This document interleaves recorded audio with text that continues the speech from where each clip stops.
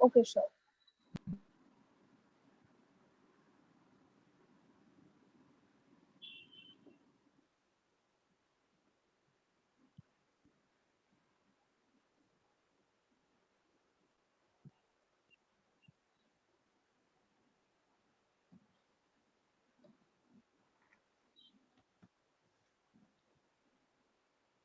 So should I start?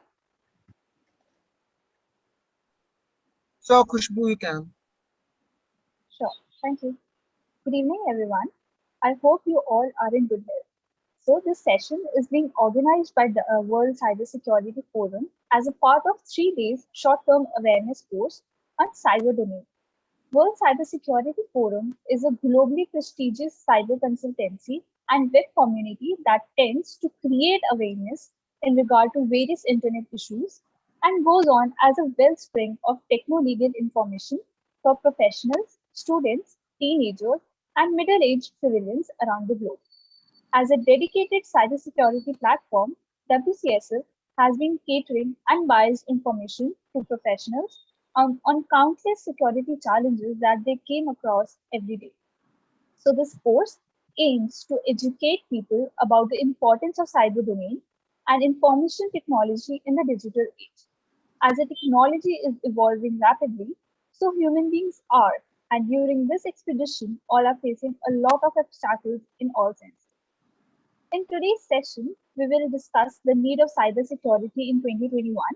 Since the beginning of 2021, we came across a lot of news data leaks every week, and these are not only faced by the least developed or developing nations, but also by the developed nations, which enhance the need of tight security measures and best cybersecurity solutions.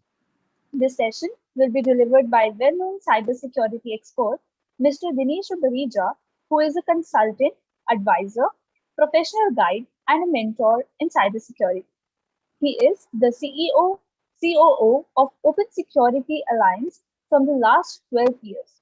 Mr. Bareja has worked in the security field for over 15 years and has extensive experience in corporate security, strategy governance, risk, government policy, cybercrime, computer warfare concepts, SOC configuration, training, education, and creating awareness.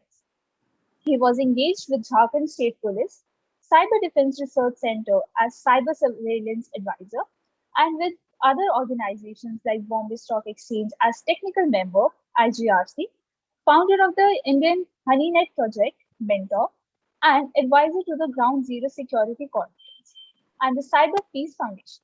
He is a regular speaker at cybersecurity events and has lectured on security, governance, policy, and infrastructure issues at various security conferences, including ISAFE Dubai and closed security groups at within government. Without any delay, I would like to call Dinesh sir to take the session forward. Thanks. Thank you, Khushbu, and very good evening to everybody. I'm glad to be here and to take this short program on short training program on the need of cybersecurity. So let's start out and we'll see how it goes. So we look at the need of cybersecurity in 2021, current year, and beyond, slightly beyond 2021 also, so, because of the way things are nowadays. And thank you, Khushbu, for having introduced me. But I like to just a short note about myself, which you already spoken about, CEO of Open Security Alliance and OS Academy and whatever. So we'll keep that aside and we'll move on. Look at the timeline of the internet and how things are. So if you look back to 1969, 73, 76, when it was just the beginning of the internet as ARPANET and Ethernet, and the discovery or the startup of the TCP/IP protocol and the Ethernet coming in, the www starting out. 94 was Lycos and all the and Netscape and Yahoo. I don't know how many of you guys would have remembered this, but that was 1995 was the year when India uh, got the internet started out officially in the country. And all along, so it has been very, I would say, dynamic growth since then, and every year we see a lot more happening. So you see the next slide again, a slightly more look at the history. So the early internet when 71 was started with bulletin boards, and 78 was bulletin boards, and 71 was email. So again, bulletin boards was something which a lot of us used before the internet started out in '95, like I said, and then we had AOL and World Wide Web and all that until the dot com bust of the year 2000, along with the Y2K thing, and of course the Wikipedia and what we live with in today's world on a day-to-day basis, being Facebook, eBay, or LinkedIn, or Twitter, and all these sites which we are living with, right? Of course, this is a slide which I got, which is till 2000 or slightly later than that. But we are in 2020, and there's a lot more which has happened in this time. So we look at the evolution in this. We just saw the history slightly in a slight manner, and we look at the evolution. So and the evolution of technology and the technology threats. So like again, like if you just mentioned about the speed at which the technology is growing and it is being used by everybody around the world and India, of course. So we the graphic over here, of course, shows the evolution of a human being into a sort of a connected and a digital human being. This is what we are in today's world. We are digital very much, right? So it's not that we've grown while this slide does show that yes, we are into adulthood. But if you can see from the 60s to the 70s, 80s, we were still children, even though we always said that yes, we have grown up, right? And we have got everything in place and stuff like that. And we are still growing up in the 2000s, and we're feeling pretty cool about it. And of course, 2010s, we have a lot of new technologies in this decade, and we say we are in adulthood. But the impact, of course, is there. The huge impact on our lives, the huge impact on the way we live, the way we work, and the way we interact. I'm not including right now the pandemic changes which have come in, but if we go pre-pandemic, just 1 year, 2 years behind into the year 2019. This is what we were. We of course do still think that we are very, very much far ahead, and we are, of course. I don't say we are not far ahead, but every single day we still learn that yes, we still have much more to learn.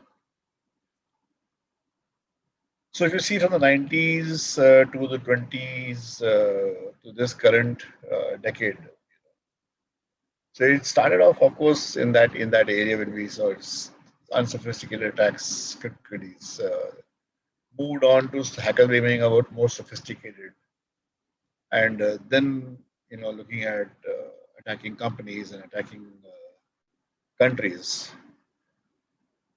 So which is where we are now.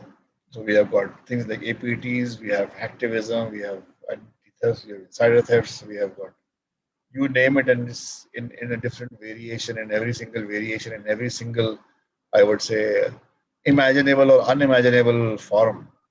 It is all around us, right? And every single day we have new surprises, and we wonder, oh man, we didn't think about this earlier. So it's like let's go a few years back, and we never thought about ransomware, and today ransomware is mainstream. It's something which we live with every day, and we fear every day that it should not hit us. Okay, we live with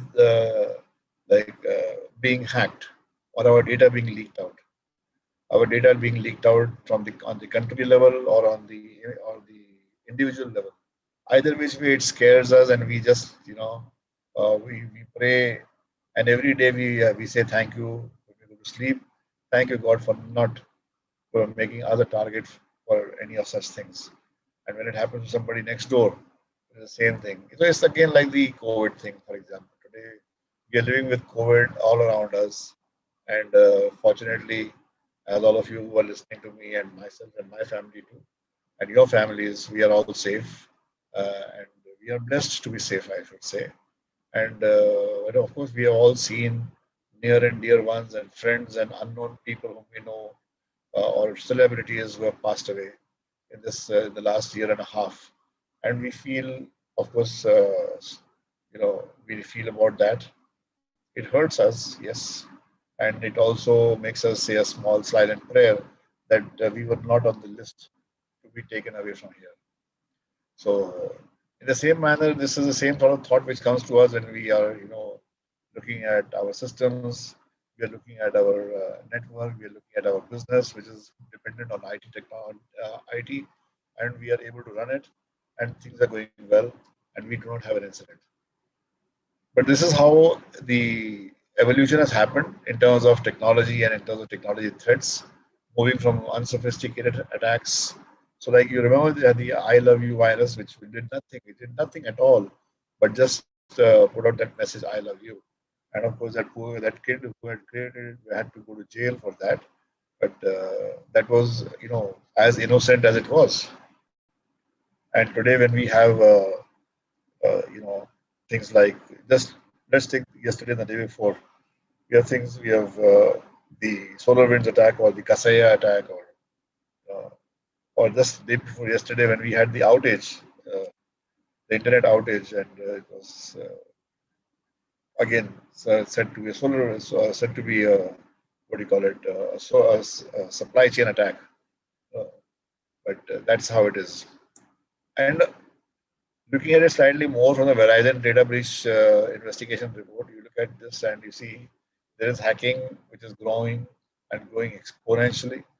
Malware has grown, social has grown. This is, of course, the 2014 report, but I must say that it is this is still valid in its own way. I would not think it has gone down, and I'm sure all of you would agree with me on that. That hacking has not. It's not that it's gone down. It's sort of the same trajectory is going up. Malware also at the same time. So malware is again another area.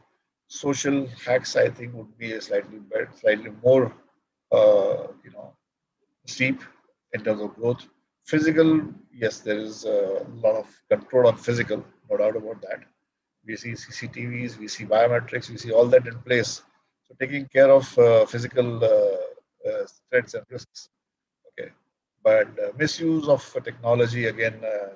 There are companies who have put in strong measures and strong policies and trainings and awareness, as well as more oversight and monitoring using various tools like SIEM and like DLPs and all that, and they are able to sort of, I would say, control misuse to a very large extent also.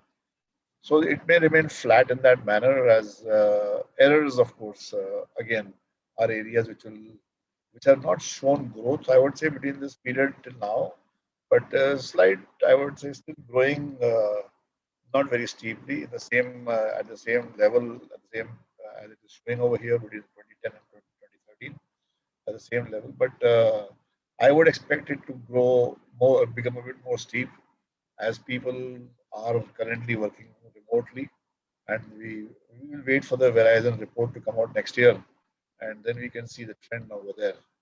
But I'm sure that when we look back, we will see that errors have gone up. And again, looking at, I'm still continuing to look at the evolution itself. Why was it happening in, way back in the 70s and 80s? It was for fun. So, like I mentioned, the "I love you" virus. It was just made by this guy only for fun, and he did not really know what was going to happen with that. The fact that it went and affected so many machines was something which surprised and shocked him.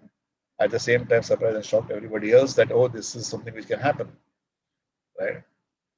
And then, of course, came the period when people were doing it for fame. So everybody wanted their name up on the top, and even today they want their name on the Hall of Fame, and they want people to know them as the expert and all that. So that is how it started happening.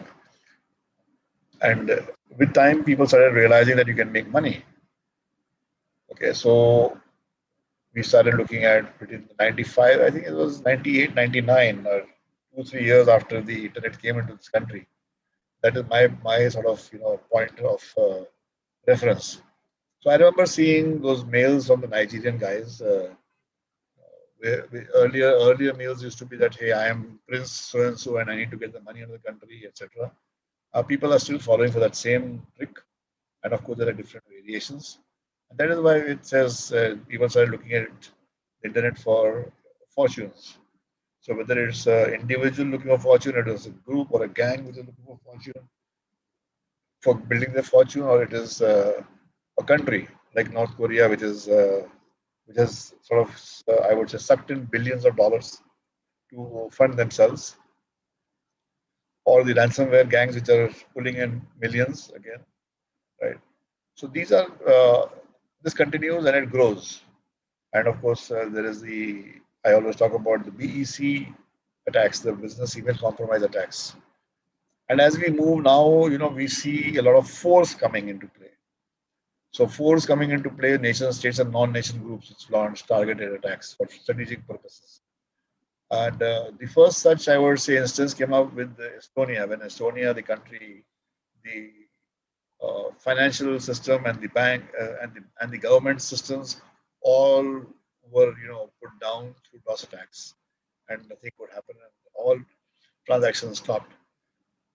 So all this has led to, I would say, another, let us say, look at another uh, point of view over here. So where again it's growing, what we have seen in terms of the evolution of even of ourselves, when we have gone from handhelds to uh, the body suits, and we're looking at going into an age where we have artificial intelligence and we have neuro, I would say, neural networks, or we have thought controlled computing, or we're able to control, we are able to communicate with our thoughts. We don't need a computer. know. So this is what the future sort of holds, and there's a lot of work which is being done already in the world in this current year or in the last few years, and there are POCs happening. We will see, results in the 2021 itself, if not 2021, at least in the coming year or the next few years for sure. And we are seeing, we used to watch movies of the Iron Man and see the Iron Man flying out and doing whatever. We are already seeing, you know, pretty successful proofs of concept as far as flying suits are concerned. We are seeing drones being used in attacks. We are seeing global ransomware attacks. So the whole ball game is changing, and this is what we have to be really careful about. And of course, right now we're living in a very, very difficult time. Civilization is living in a very difficult time. Okay. And if we do not, we are trying to stay safe, like our government keeps telling us, and we keep trying to follow the best of our ability. And but at the same time, this is the pandemic is such that it has the power, or it has the uh, potential of wiping out civilizations by themselves. And if we look back again into history, into ancient history, there are, or not, we don't have to go very far away. We have to just go to Mohenjo-daro and Harappa, which is our, you know, our civilizations, or should have, are said to be starting over there, but there is no sign of why they got wiped out, in spite of the fact that those the ruins which we see are quite sophisticated in terms of their construction, in terms of their layout. You know. So there's a lot which has been lost in terms of knowledge. Why it has been lost, how it has been lost, we don't know. But right now we are living in a time of pandemic, and we don't really know 100 years or 500 years from now what is going to be happening, and who will be looking back at history and seeing what it is. So, but of course, for the present, without looking at say 100 years or 500 years ahead of us, let us look at right now, and let us look at the smart glasses, or smart clothing, and of course the neural or whatever which we have. And let's look at the threats in the pandemic time, because this is what the time which we are living in right now, and this is right now happening to us, happening around us, and we need to be safe. And this is why the need, the basic subject of this topic, this talk comes up, the need of being secure, I would say, in this year. So in the pandemic times, what do we see? Right? We see let's take NISA. NISA is the European National Information Security Agency. Right? It talks about 15 odd top threats, malware. It talks about web-based attacks. It talks about phishing. These are the 15 which they have identified. And it's one of the most reputed organizations in the world. So you could say NISA, CERT, then NIST, the NSA. These are highly respected agencies across the world, among others, of course. I don't say they are the only ones, but yes, the advisories which they put out, and they are followed by a lot of people in India and everywhere. So looking at the 15 top, which is malware, which is web-based attacks, phishing, web application attacks, spam, DDoS, identity theft, data breach, insider threat, botnets, physical manipulation, damage, theft and loss, information leakage, ransomware, cyber espionage, and cryptojacking, right? So they're all explainable to you. I'm sure you would know all of them. Malware, of course, we all know, very common thing around the place, and we all need to have antivirus and anti-malware on our systems to protect ourselves to the best extent possible. Yes, they are not foolproof. Your AV and your AM is not foolproof. You need to do something more to raise the level of safeguards for yourself, protection for yourself, and which you can do even as an individual or as a company, but that needs to be done. And otherwise, at least you have your first level of safety which is in place. Then there are web-based attacks at 2 and 4, web application attacks. So attacks launched on the internet and attacks launched on your internet-facing applications. These are again common ones, and because they face the outside world and they're visible to everybody across the world.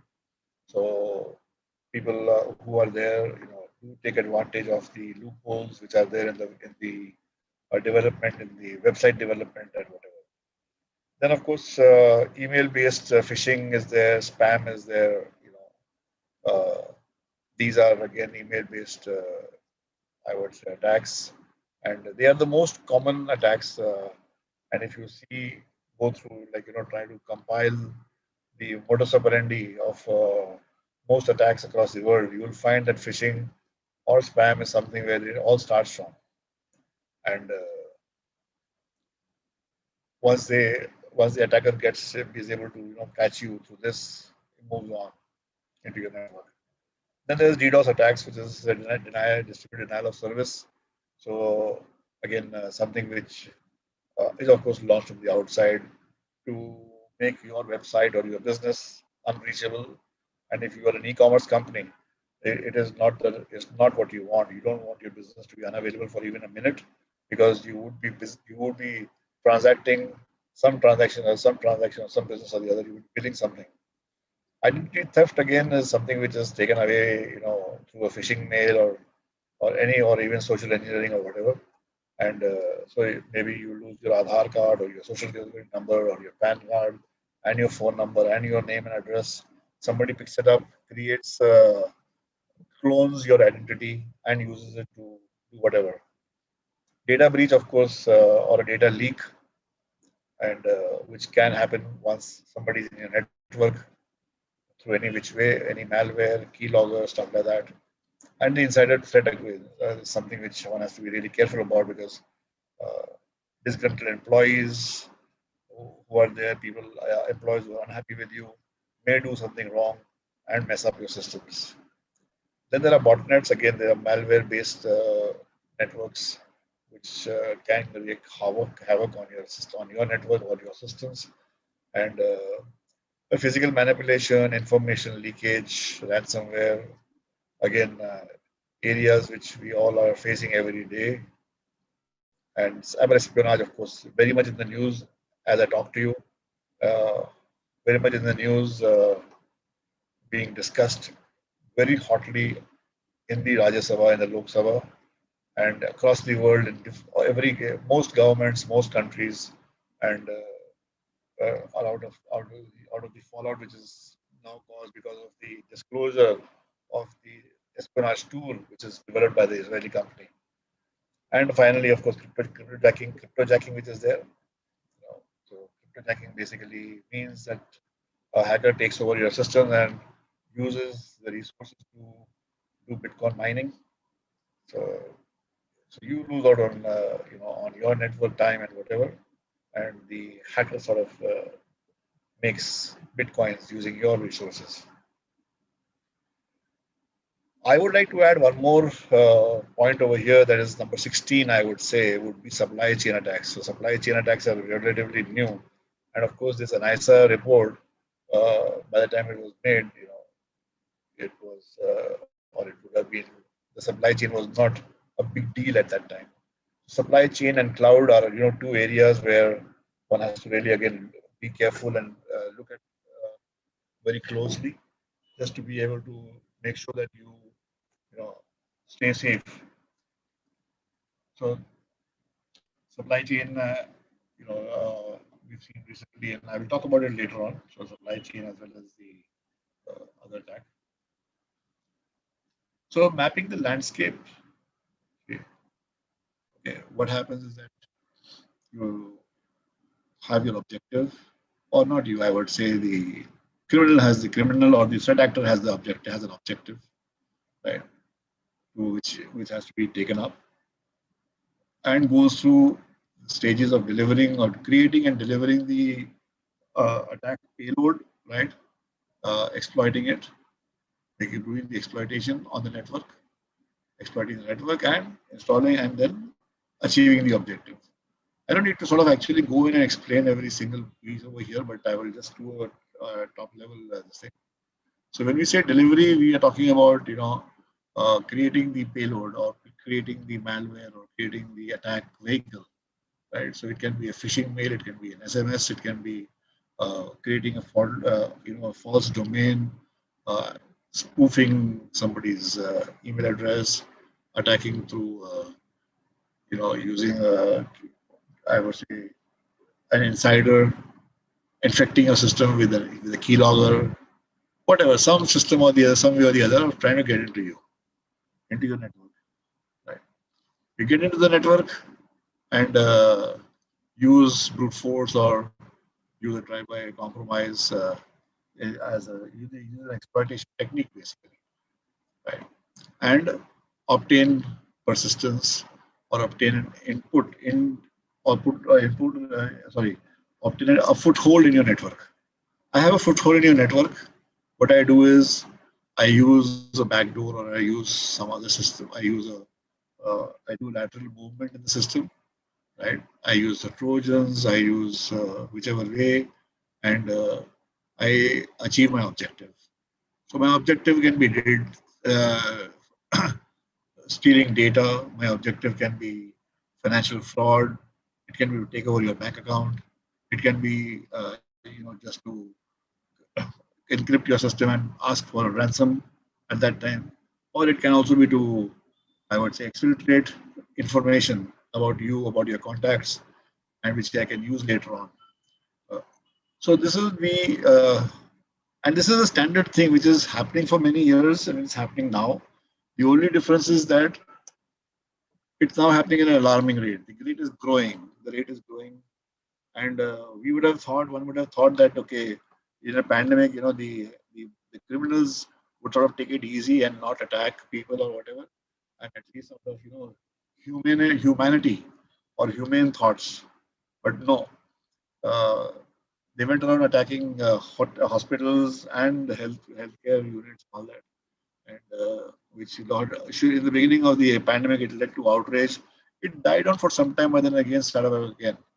Okay, so that is the whole point is that for going through the previous slides was to really set the context in terms of that yes, what is happening, how it is growing, and the sort of technique is still in force, it's still being used, and but used in much more now.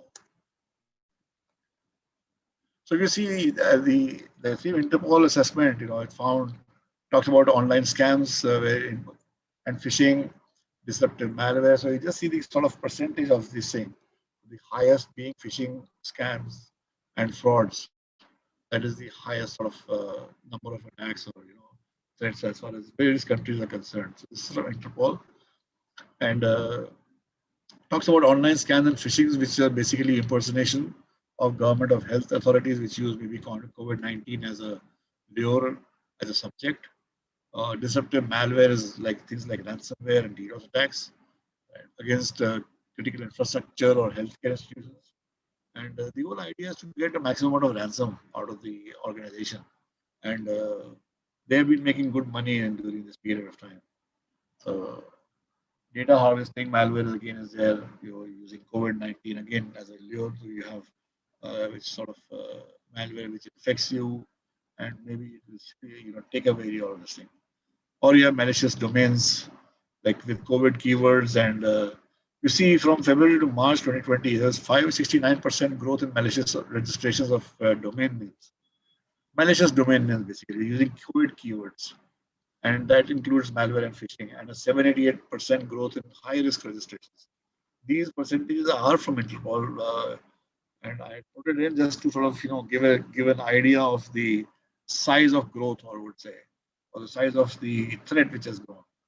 I normally try to avoid percentages, but this is something which is very, it's a big eye opener.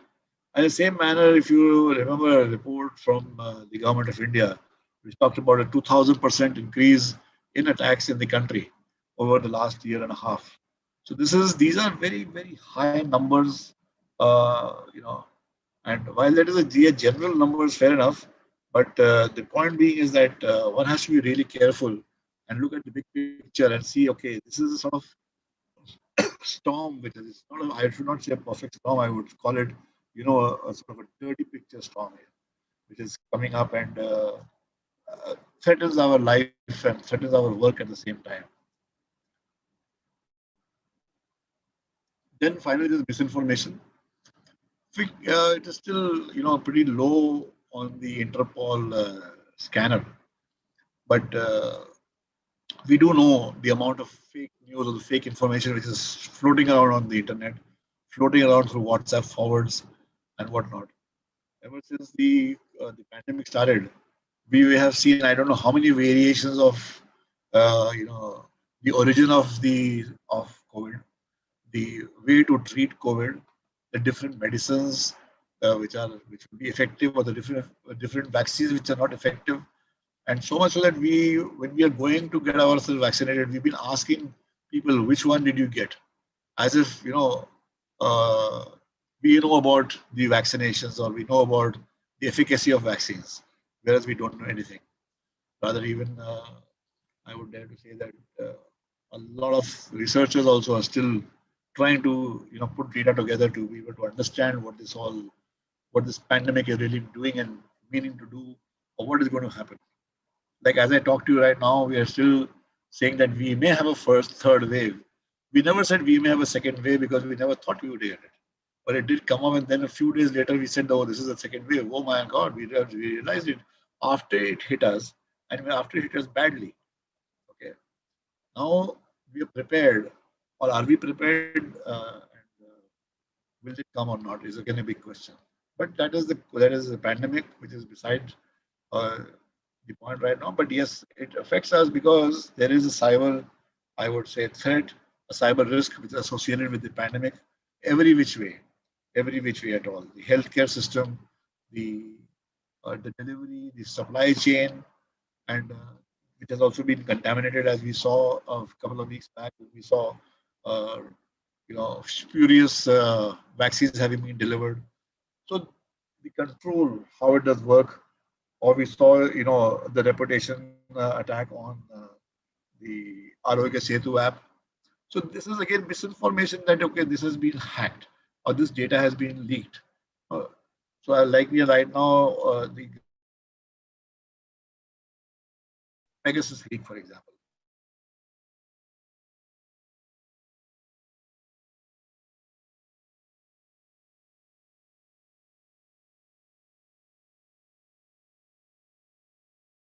Yes, is there such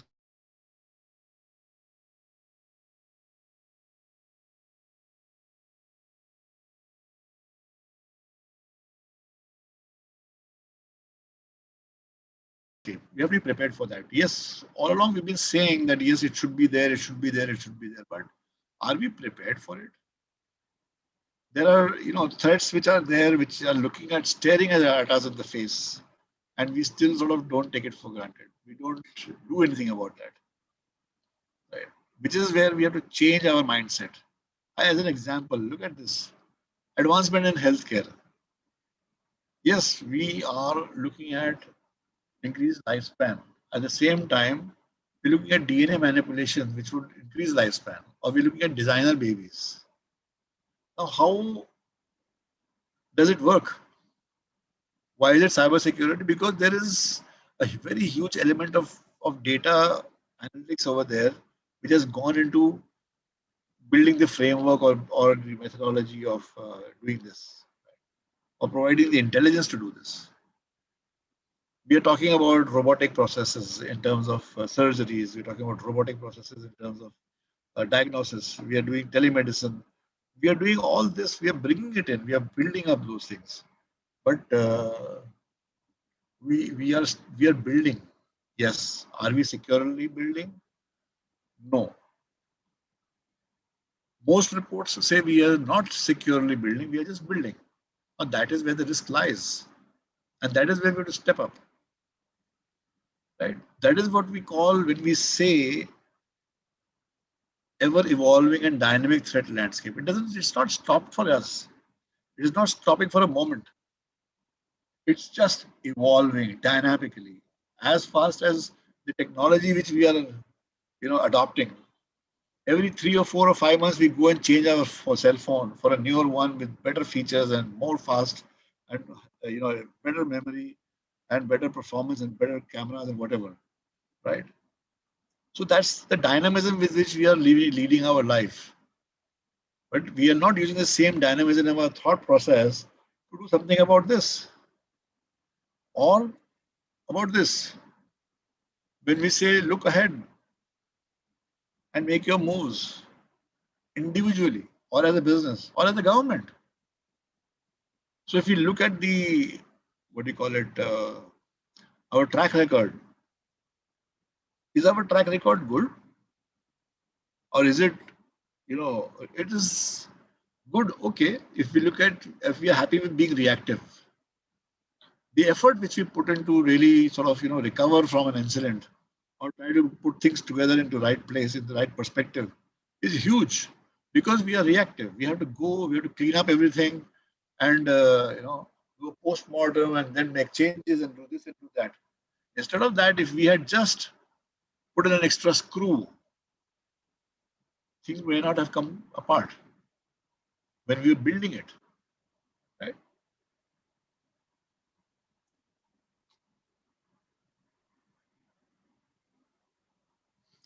So when you want to make your moves, when I say make your moves, I talk about passwordless authentication. Today I have, I don't know, 200 or 300 passwords. I'm sure you also have. My browser keeps giving me alerts that my password is compromised. I have to go and change my password. But then I see, I sort of let it be. But maybe I have good luck till date, and that compromised password has not been compromised or not been misused. But what could happen? Things could go wrong. Cloud computing and cloud security. So we were looking ahead. We are adopting cloud computing like nobody's business, but we are not adopting cloud security. We think that the cloud computing provider is going to give us a security. No. Then there is zero trust. We are talking about zero trust, yes, but we are still discussing whether we should put it in or not. Why shouldn't we be proactive and put it in place and get the benefit of that? Identity and access management, huge weak areas, hugely weak areas where we have shared passwords and we have shared user accounts and misused accounts and unauthorized accounts and whatever. And messaging security, we just talked about email issues, and we've seen WhatsApp and we've seen Twitter and we've seen all these other systems which allow us to do instant messaging and how things are good or bad, right? And of course, endpoint security has become big in today's scenario because of the simple fact that we are all working from home. Large companies, the large IT companies which have lakhs of workers, lakhs of employees, they are working all over the country. At one time, maybe the Mumbai guys were in Mumbai and the Bangalore guys were in Bangalore.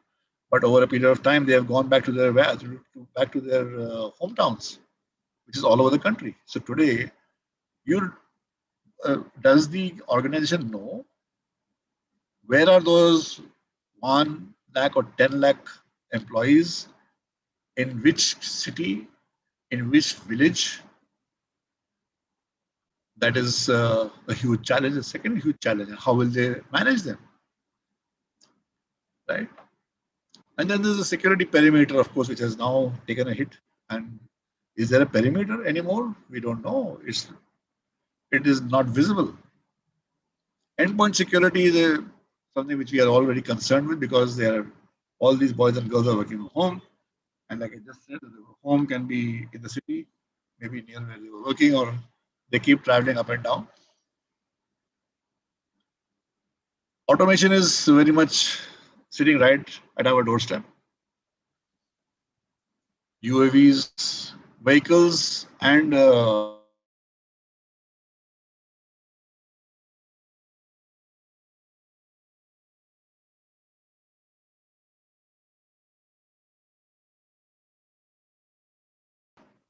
your vehicle, your car is going to be automated.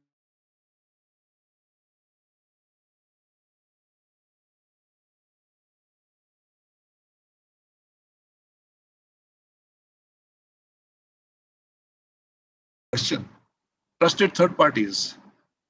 Well, we are buying from people. Our vendors are third parties or even fourth parties. But the vendor may have a fourth party, maybe subcontracting it somewhere else. Do you know? So these are areas which we need to look at in this year, in this now.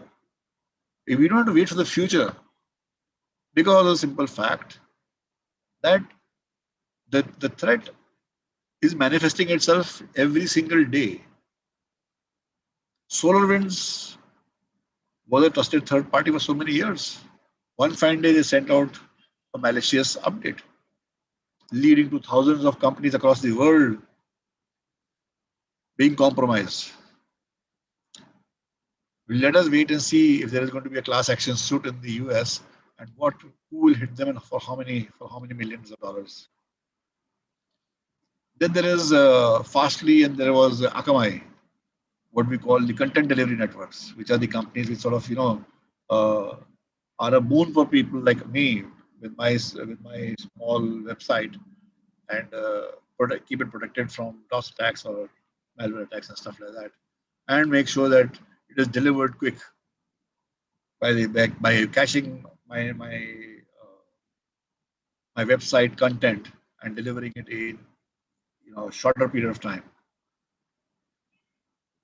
So they go down, and then what do you do? An AWS goes down or an Azure goes down. What do you do? A Gmail goes down. Gmail had an outage a few days back. Fortunately, the outage did not hit India very badly. So all this adds up to a huge responsibility which we are carrying on our shoulders for the current year and for the time coming up. Mobile device security. Today, everybody is giving advice. Every single kid, every single old person is standing and giving you advice on television, on blogs, on whatever, whichever way, of how to secure a mobile against an espionage attack. And anybody who's good, can hear well is listening to it. What they would do with that, I don't know, because it's a 0 day, and a 0 day is something which nobody knows about. Then digital data. Whatever we do, everything which we do, frankly speaking, on computers, we are doing nothing else but generating data. You make a file, you write a file, you create a document. It is data. You communicate or talk to somebody, you're creating data. You capture information, you're creating data. You sell information, you're creating data. Yes, but what are you doing to protect the data? If I give you a piece of paper or a file and I say it is sensitive and critical and whatever, you will guard it with your life. In this case, what happens? You shut your system and you say, okay, I'm safe. You only, you know, I would not say you, I just say like generally we would only sort of spring into action the moment somebody steals that physical device. We value it from that value the physical device. So we say, okay, this is a 1 lakh rupee laptop, man, we lost it. But we didn't say that there was 1 crore worth of data inside that because, well, that's data. You can't see it, so it's not tangible, so it's not value. But right now, as that laptop is lost, you don't know where it will land up. There was an interesting thing which happened many years back. Some US Army laptops landed up in a small country called Ghana in West Africa. Those laptops had designs of tanks and armaments and whatever, and emails, of course. There were 5 or 6 of such laptops which reached there. They reached there through because they had been sold or condemned or transferred or exchanged for new laptops by that whichever department it was. So the department purchase guy was obviously thinking in terms of the value which he got for the piece of machinery which is not being used. That laptop was obviously not being used, and he or she said, "Okay, let's exchange this and buy a new one. We'll get $100 discount or whatever."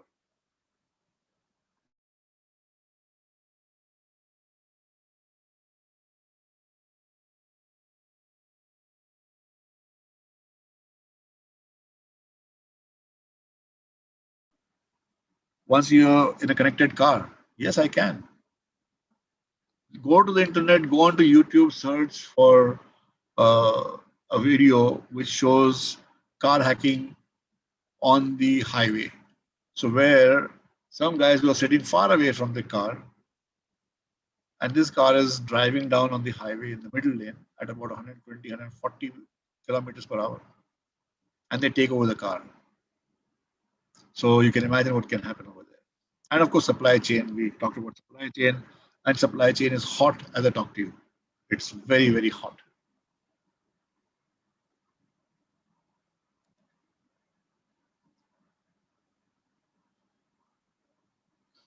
So we're looking at the future, and the future is not known to anybody. I cannot sort of, when I say the need for uh, cybersecurity in 2021, I can look at and talk about now. But every year we see reports and predictions about the new year coming up and the next 5 years, the next 10 years, or whatever. I call it predictive speculation. It's like Nostradamus who said it, who said things so many years back. Or it's like any of the astrologers who sit on the street in India or who come to our houses and who look at our panchangas and stuff like that. Yes, we believe them. Fair enough. We believe them because it makes us happy. But the future actually is not known to anybody. And as a human being, I can only indulge in predictive speculation. So the whole point being the bottom line is that you know your strengths and you know your weaknesses better than anyone.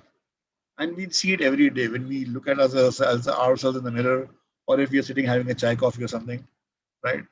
We know what we did right or what we did wrong, and we know what we covered up, and we know what we did not cover up. So we know it better than anybody else. Those secrets, that secret which we have put in the small black corner in our heart, let's pull that out, look at it, and predict for ourselves. So predict for yourself. Stay alert and set up a proactive barrier and set up proactive controls. Proactive is the term over here. It is not about being reactive. Being reactive is very easy. It's about being complacent all along and saying, okay, nothing will happen. And when something happens, then you sort of run around trying to put up a barrier or whatever.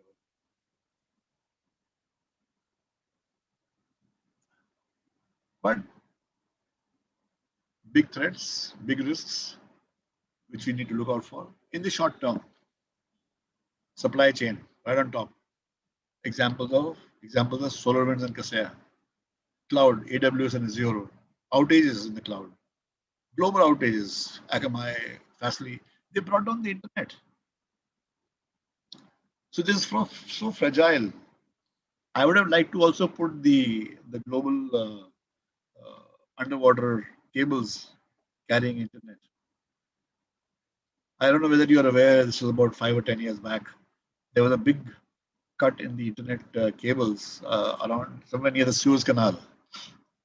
And as a result of which, a lot of Asian countries went down. It takes time. It has taken time to build those networks, to put those cables in place.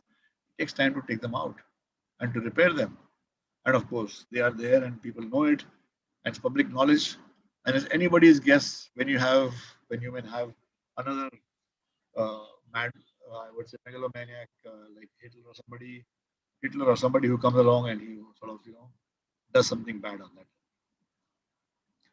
The fragility that is the fragility of the network which we live on and now we are dependent, highly dependent upon. There's cyber war, the critical infrastructure. We had WannaCry, if you remember, the virus which went across the world and hit everybody with a ransom attack. And of course, recently, again, right now, as we are doing this last week, there was Saudi Aramco, the biggest company, the biggest oil and gas company in the world, which is hit by another ransomware attack. And they say it's not them; it was a supply chain. It was a supplier who got hit. But the supplier who got hit, even if it was a supplier, well, they have lost 1 terabyte of data, and the ransom gang has demanded $50 million. So it is for anybody to think how big is the game or how small is the game. Well, to come back here, the big risks or threats, digital life threats and risks, cybercrime, espionage, ransomware, which is has become mainstream, part of our daily life, like breathing, like walking on the street. We are walking on the street, you see a car coming your way, you see a vehicle coming your way, coming at speed. What do? You step aside. You're walking on the street, you may be walking on the sidewalk or the footpath, but you still carry that sort of, thought in your mind that somebody can jump the street, some car or some two-wheeler or whatever, can jump the street and hit you. It has happened. It happens. Then there is another thing like what I call the missing regulatory umbrella. See, the law of the land protects us. It is the umbrella under which we live. So it is the umbrella under which everybody of us lives. So if you have a small argument with our neighbor, you know that the neighbor is not going to come and shoot you dead because there is an umbrella which is protecting us. The people will not just come and just take you for granted and I would say steal your property. The regulatory umbrella is there to protect you. But right now it is missing in our country. It is missing. Data protection is missing. Privacy is missing. A strong cybercrime or a cybercrime regulation is missing. So that umbrella is still not there, and that is why we see such a lot of I would say so many decisions being taken which look arbitrary or which look silly also at times.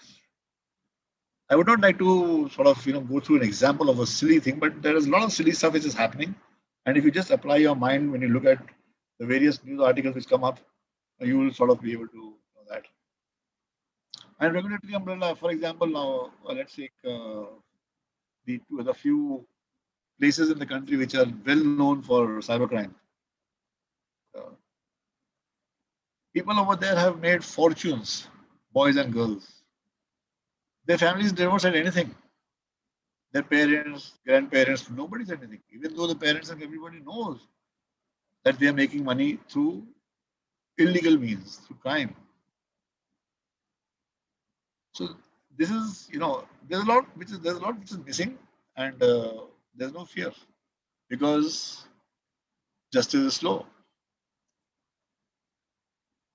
So let's look at translating into future action. We are trying to stay ahead during the trying times which are coming up.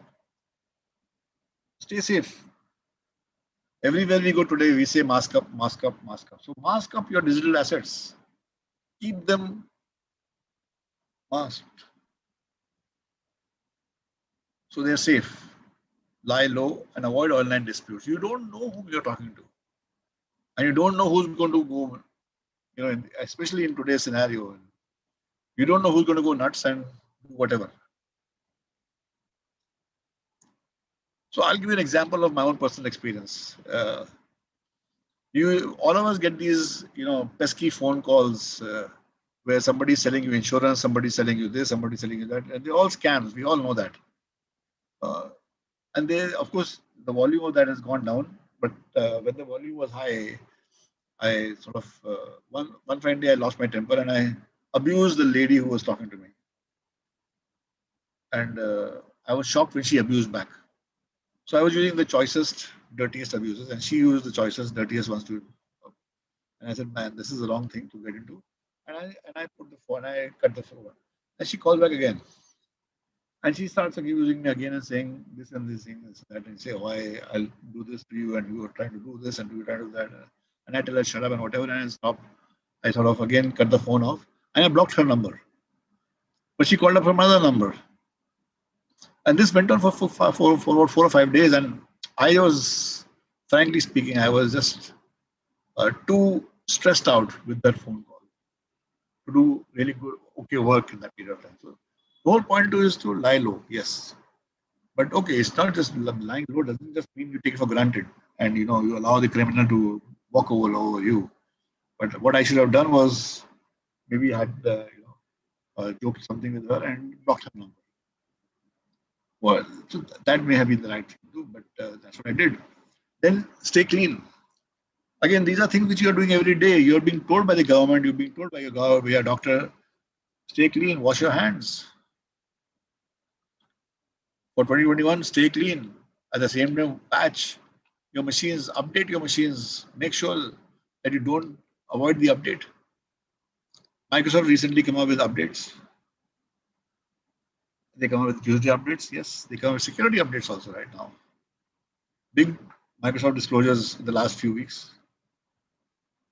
Keep your privacy private. We don't do that again. Somebody meets you in the mall and says, okay, we are having this lucky draw, and that's it. Or you go to a coffee shop. Of course, in India today, every single coffee shop, every single store wants your phone number before it, makes you a bill for what are your purchases. Why do you have to give your phone number?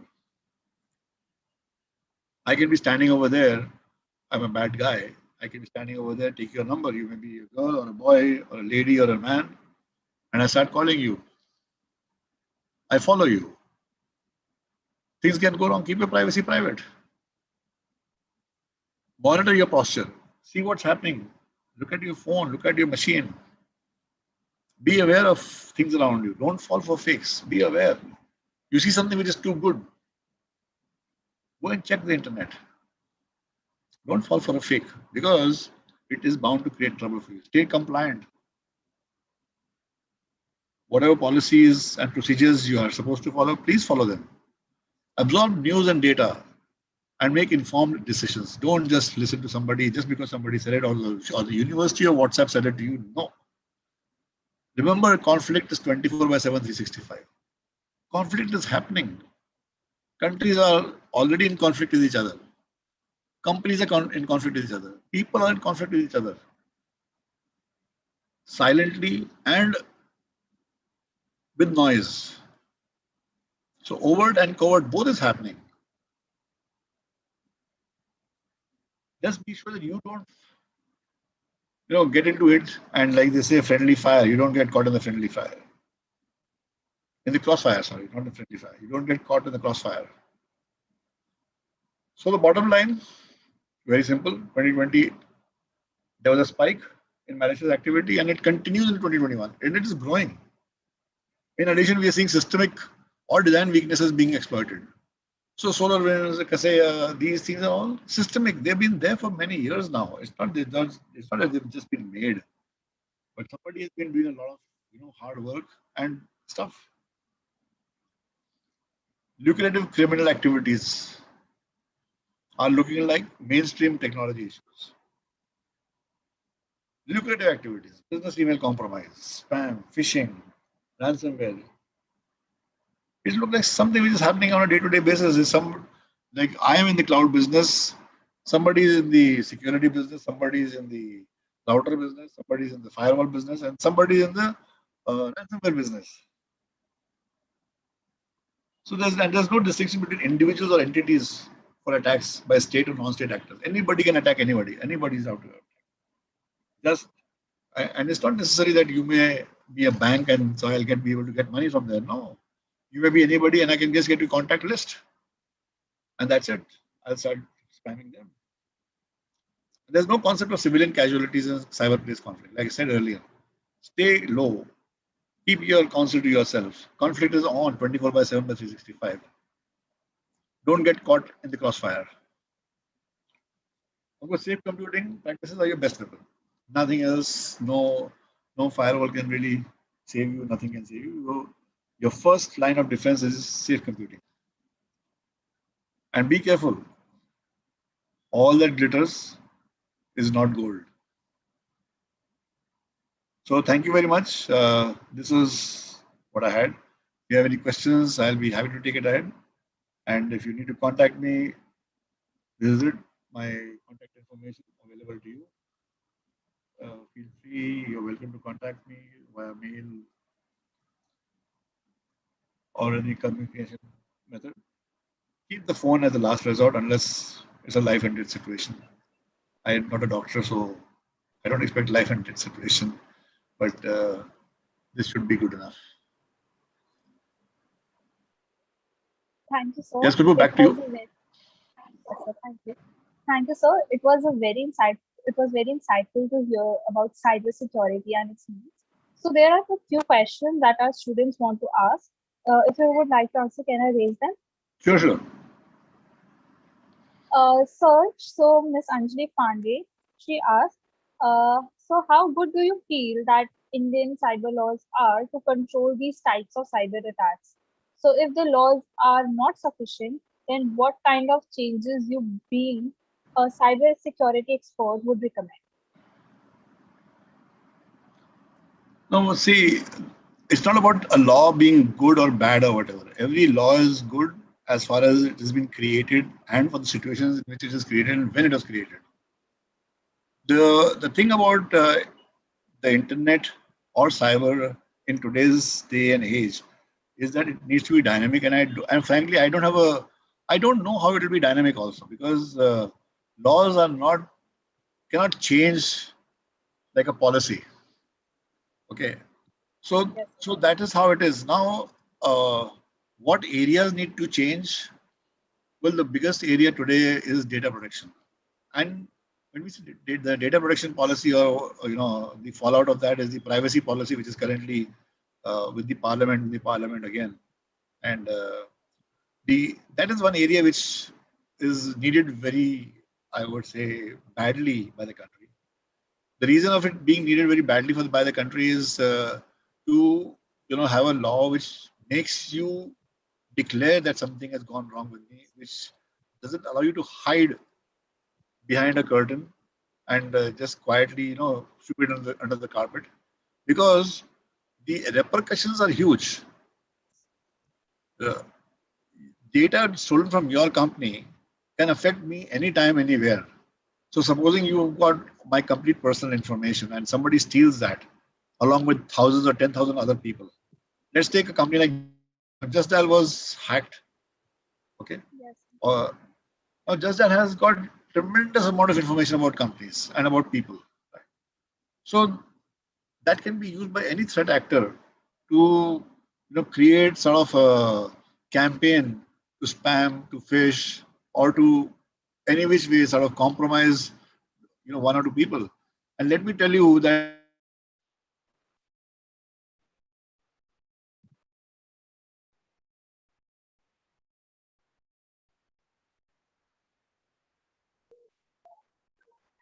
the spam look very, very genuine. Nowadays, you have those SMS spam messages also. So, what a criminal looks for is about a 0.5% or a 1%, or even less than that, even less than 0.5% of success. So, when they send out 1 lakh mails, not a 1 lakh, 1 or 2 or 3 is what he's looking for to bite. Because sending out 1 lakh mails is zero cost, or maybe it'll cost him $10. But those 3 guys who sign up or do whatever, and get caught in that net, they may land up paying.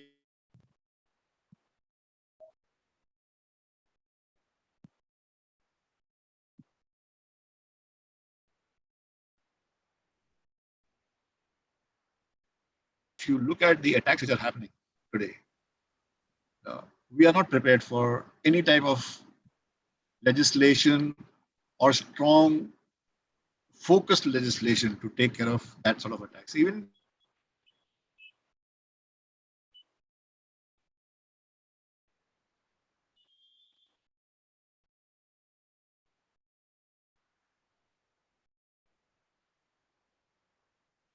is defined into, I would say, the IT Act, but not specifically.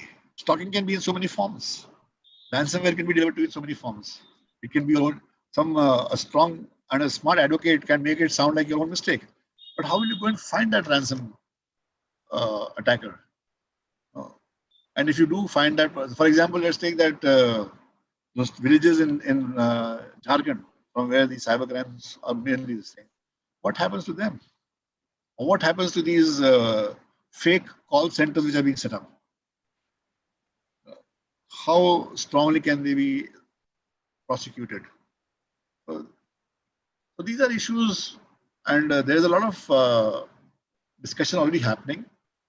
The government does have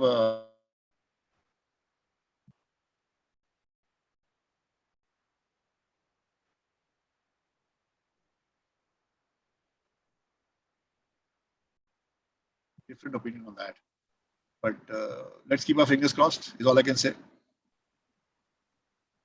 Sure, sir. So our next question is, recently India is facing a lot of drone attacks, and we are not fully prepared with anti-drone technology. So how are we going to mitigate these drone attacks?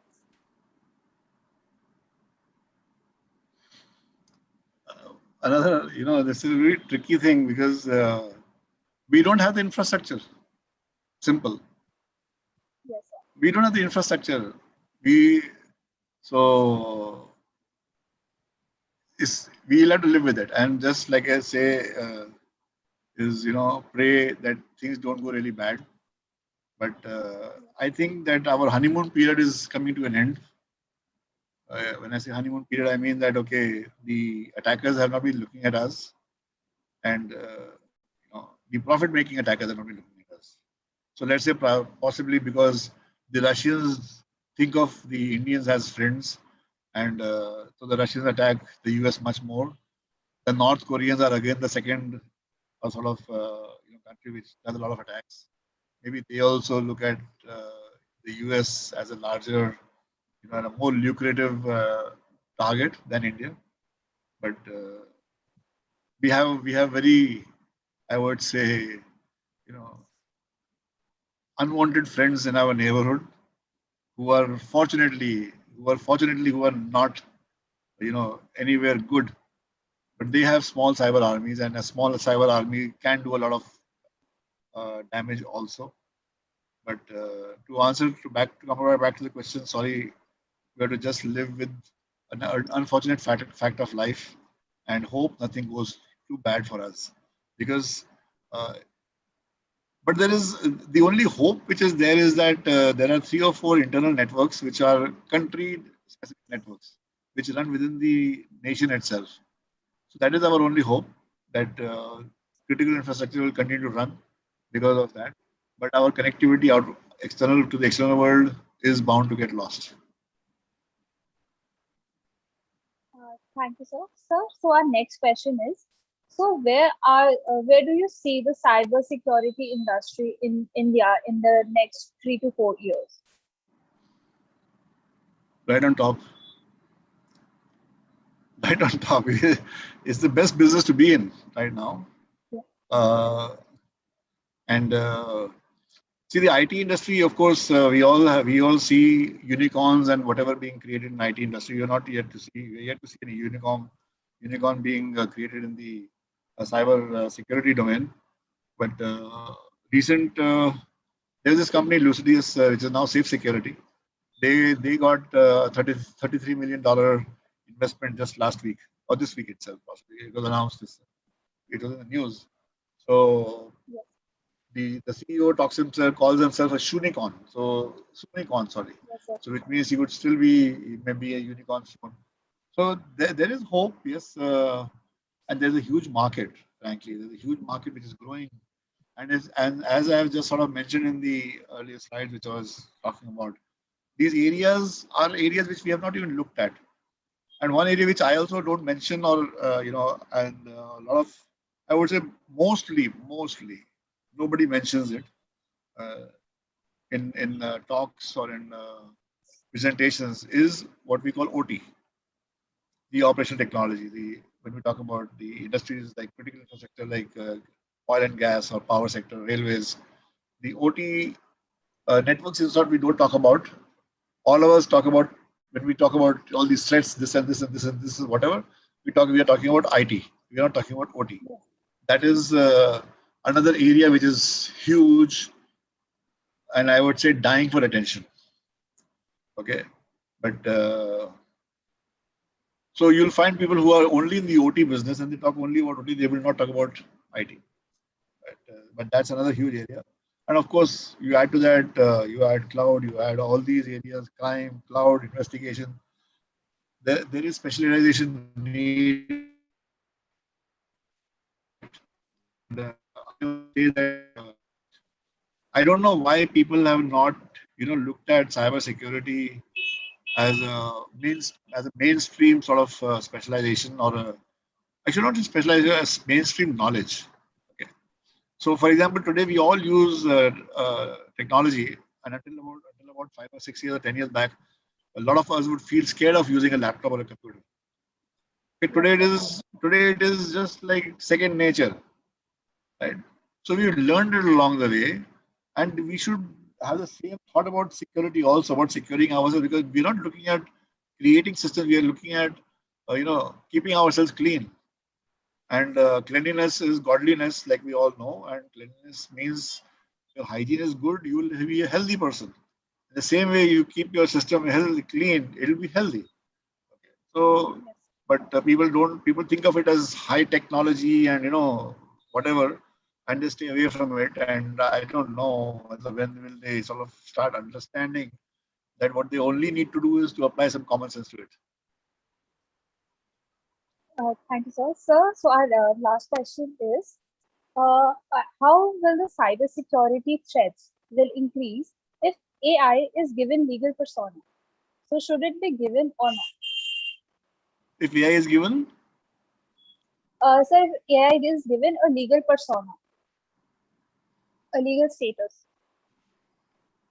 no, AI given legal status may happen in maybe another few years.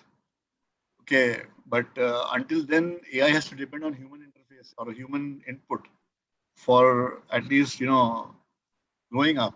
It's like a baby, so you have to sort of you've given birth to the baby and give the baby a few years to grow up, no?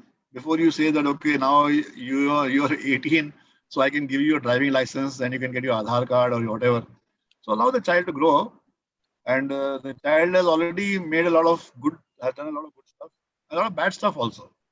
Okay, Yes, sir. and so there is a lot of fear that your child may not become a devil, and because you want the child to be a nice human being and a godly sort of person.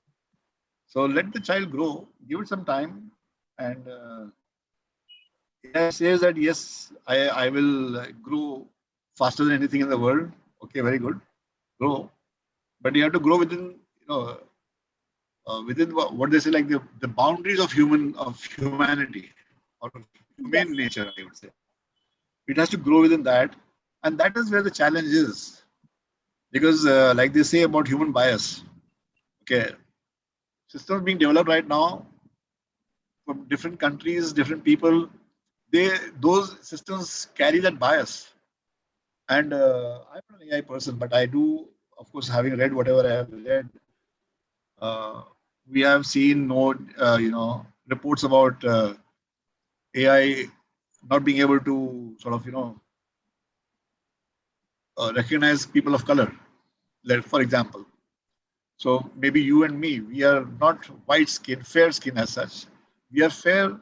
You are fair, or your complexion is fair, or mine slightly as compared to a lot of people in India. But if we compare, if we look at the Western people, they are much more fairer and different sort of. So there's a lot of areas which India still needs to look at, and a lot of areas where it is successful.